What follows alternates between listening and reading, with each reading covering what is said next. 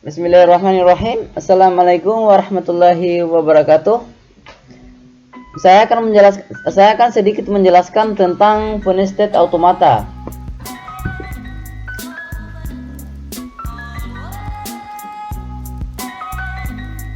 Pendahuluan. Dalam ilmu komputer ada istilah teori bahasa dan automata yang masing-masing akan diuraikan sebagai berikut. Teori bahasa dan automata merupakan komponen pertama dalam ilmu komputer yang merupakan model dan gagasan mendasar mengenai komputasi.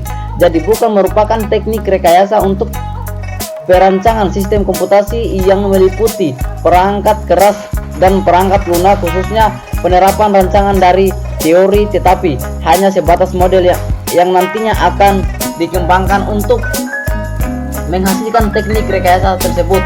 Oleh karena itu, teori harus dipelajari sebagai landasan dengan memberikan konsep dan prinsip untuk penerapannya.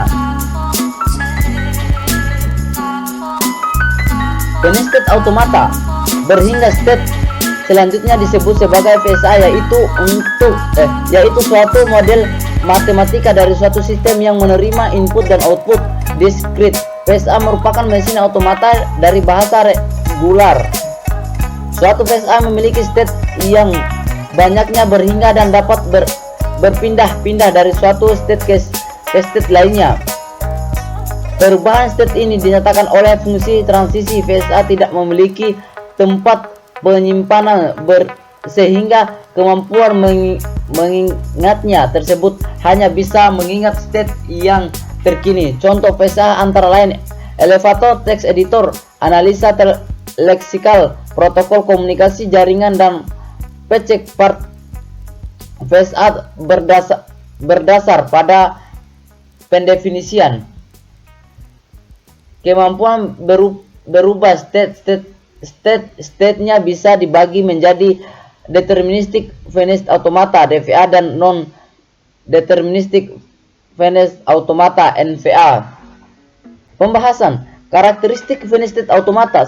Pertama, setiap finite automata memiliki keadaan dan transisi yang terbatas. 2. Transisi dari satu keadaan ke keadaan lainnya dapat bersifat deterministik atau non-deterministik. Setiap finite automata selalu memiliki keadaan awal. Finite automata dapat memiliki lebih dari satu keadaan akhir. Jika setelah pemrosesan seluruh string keadaan akhir dicapai, artinya automata menerima string tersebut. Setiap PSA memiliki pertama himpunan berhingga finite status state. 2. Himpunan berhingga simbol masukan. 3. Fungsi transisi menentukan status berikutnya dari setiap pasang status dan sebuah simbol masukan. Deterministic finite state automata atau DFA dari suatu state dan tepat satu state berikutnya untuk setiap simbol masukan yang diterima. Deterministik artinya tertentu atau sudah tertentu fungsi transisinya. Contohnya seperti yang terdapat di dalam gambar di bawah ini.